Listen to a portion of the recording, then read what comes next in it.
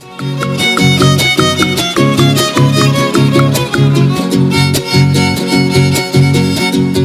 padre no era rico, pero sí me dio la herencia, pues me enseñó a trabajar y a vivir de mi cosecha. Él siempre fue hombre derecho y enemigo de lo ajeno, y gozar de su trabajo, ese siempre fue su sueño. Por eso, querido amigo, tú tienes que comprender: si tienes tu padre en vida, quiérelo y demuéstrale.